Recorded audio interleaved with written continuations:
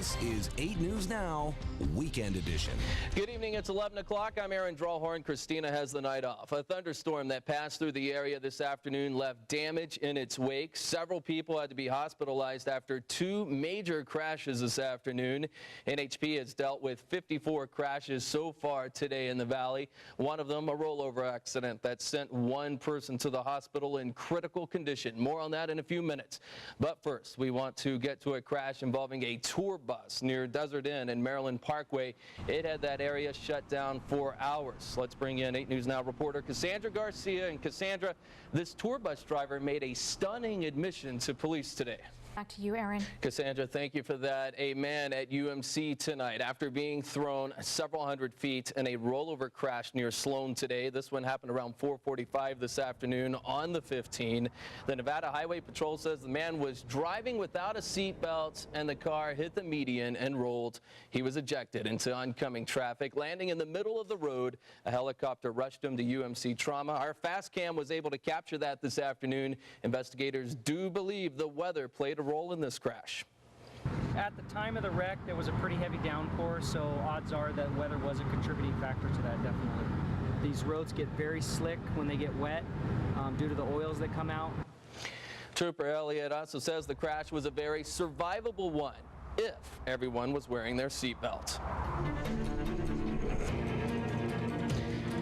Good news and bad news. After rain earlier in the day that was centered over Mount Charleston, the good news, the Carpenter 1 wildfire that started 48 days ago is now 100% contained. The rains were able to be put out to the last part of the fire that was still burning. In all, it destroyed 27,881 acres. Now the bad news. The rain caused several debris flows, which did damage to the Cow Canyon picnic area. Some roads are covered in gravel. This is a picture from the Spring Mountains Twitter account. Debris up to a foot high has collected around tables and picnic areas there. However, no one was injured and no visitors were affected because that area has been closed. Also, 4 smaller fires popped up today because of lightning. They're less than 1/10 of an acre.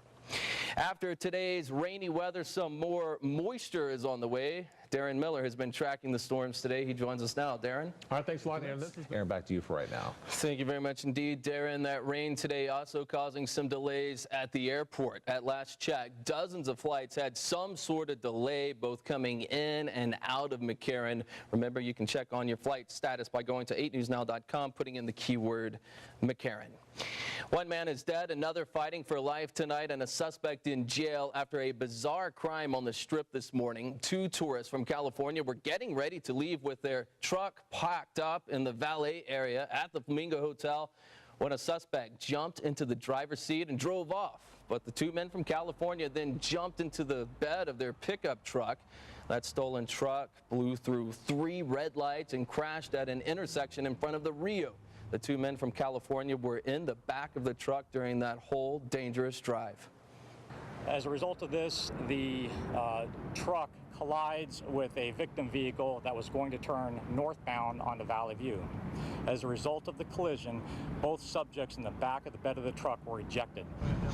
1 man died, the other is in critical condition at last check. The carjacking suspect was caught at the crash scene and taken to the hospital with non-life-threatening injuries. No one in the car that was hit was injured, fortunately, and police say that suspect now may be facing murder charges. Right now, he is charged with grand larceny. The man accused of more horror on the Strip is expected in court tomorrow. Amar Harris is scheduled to go in front of a judge. Police say back in February, he shot and killed a man driving a Maserati on the Strip. That luxury sports car then slammed into a taxi, killing its passenger and a driver. Harris's court date tomorrow, dealing with kidnapping and sexual assault charges from the year 2010. Court documents indicate the 27-year-old was a known pimp. That trial is set for next month. His Strip shooting murder trial scheduled for December.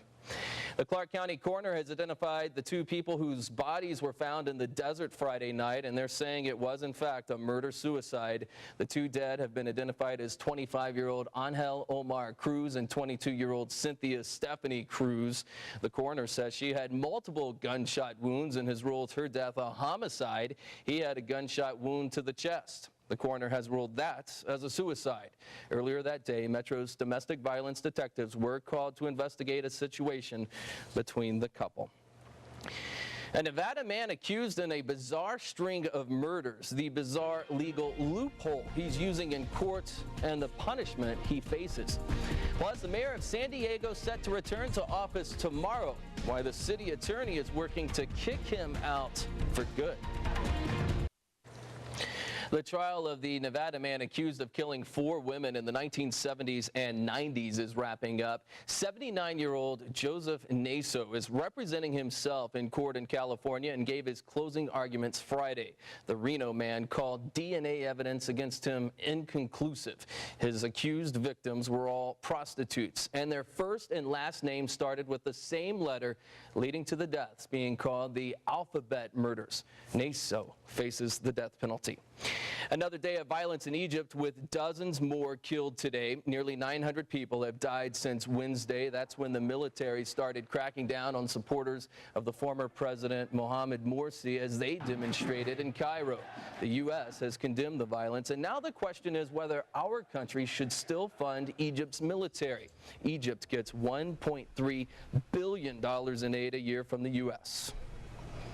I would cut off aid. I would, however, engage in intense diplomacy in Egypt and in the region to try to say, look, we will restore aid when you stop the bloodshed in the street. I think there's more opportunity to protect American interests if we work with the military and continue our relationship with the military.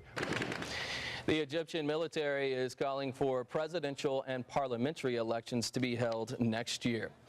The mayor of San Diego is set to return to the job tomorrow, and the campaign to get him out of office is underway. More than a dozen women have accused Bob Filner of sexual harassment. And today, a recall rally was held in downtown San Diego after Filner announced he would undergo 2 weeks of intensive therapy. Still, all 9 members of the San Diego City Council are demanding his resignation. There are options and legal options, and he will be removed. As long as the people of San Diego and the council want it, he will be removed. It's futile to hold on.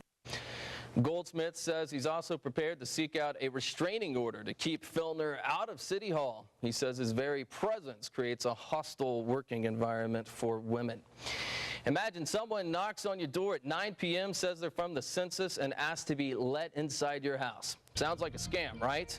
Well, it isn't. The I-Team's Michelle Mortensen tonight looking into why you can be expecting the same thing in 8 on Your Side. Plus, saying thank you to firefighters, what a small town in Idaho is doing to show their appreciation, and the latest tonight on that still raging wildfire. The president is back in Washington tonight after a family vacation to Martha's Vineyard. Air Force One landed just before midnight East Coast time at Andrews Air Force Base in Maryland. The president was there for 9 days doing some golfing and only speaking publicly once. That was to condemn the violence in Egypt. More than 1,000 firefighters are still trying to get the upper hand on a wildfire burning in Idaho. The Beaver Creek fire has burned more than 100,000 acres, and this out-of-control inferno is only 9% contained. Thousands of people have been evacuated at this point. They took the time today, though, to thank the firefighters. How lucky are we, right? We've got a town to still come into.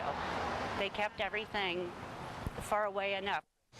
Winds and dry conditions have been fueling the flames since August 7th. Firefighters say they're making progress, and they are optimistic.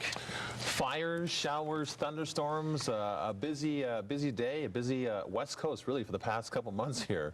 I know, you need to make things calm down, Darren, a little bit. Yes. But hey, we need the rain here, right? This has been, yeah, I mean, for it to rain 9.5 hours straight is kind of rare here in Southern Nevada, but it's still raining outside right now. So add it all up, 80% all week, so chances are you're going to get wet this week, right? Well, I think tomorrow is a 40% chance of seeing some more rain. That's a big day. That's a pretty, we'll have to see what happens tomorrow. Thanks, Darren. Okay.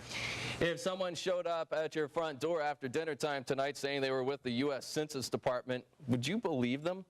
When it happened to one local woman, she was convinced she was the target of a con artist, but we looked into what was really going on. Here is Michelle Mortensen with tonight's 8 on Your Side report. I'm Michelle Mortensen.